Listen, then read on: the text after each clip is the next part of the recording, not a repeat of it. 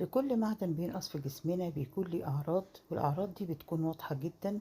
فمثلا عندنا نقص الحديد بنبص نلاقي ضعف وإرهاق، وكمان دقات القلب بتكون سريعة جدا، ضيق في التنفس، وضعف في الذاكرة والتركيز، وكمان برودة في الأطراف. وبنلاقي كمان إن صعوبة في عمل التمارين سواء كان هوائية أو غيره، بنحس بتعب أو مجهود. لو عندي نقص في الكالسيوم بحس بالتشنج في العضلات، وكمان تنميل في الإيد وفي الرجل وحوالين الفم، تعب وإرهاق، وكمان جفاف وحكة في الجلد، وبحس كمان تغيرات في أظافر اليد والأرجل.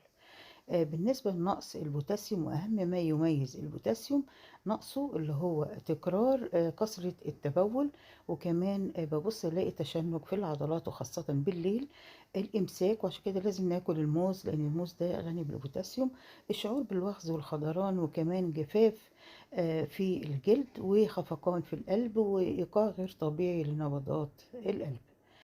لو عندي نقص في المغنيسيوم ببص الاقي عندي نوع من التشنجات في العضلات. لو تلاحظوا ان هي متكررة في الثلاث معادن، المغنيسيوم والبوتاسيوم والكالسيوم، وكمان نعاس مستمر، في رقفة، في تعب وضعف، وفي فقدان في الشهية وغثيان وتقيؤ.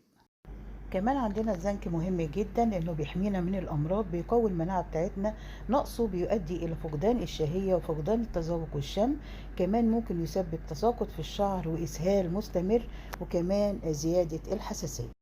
السيلينيوم مهم جدا، ونقصه بيؤدي الى ضعف جهاز المناعه، ودي اهم شيء في جسم الانسان، قصور في الغده الدرقيه، وكمان تعب وسوء المزاج والقلق، وانخفاض الخصوبه لدى الرجال والسيدات. نقص الفوسفور طبعا مهم جدا للعظم، بيؤدي الى الم في العظم، وتنفس غير منتظم، وتصلب في المفاصل، وقلق وتعب.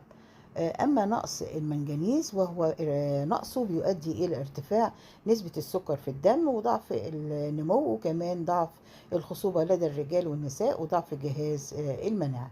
آخر حاجة عندنا اللي هو نقص اليود. قلة اليود بيؤدي إلى تورم وألم في اللسان، برودة في اليدين والقدمين، انخفاض الحرارة بتاعة الجسم، شحوب البشرة، وضعف في الأظافر.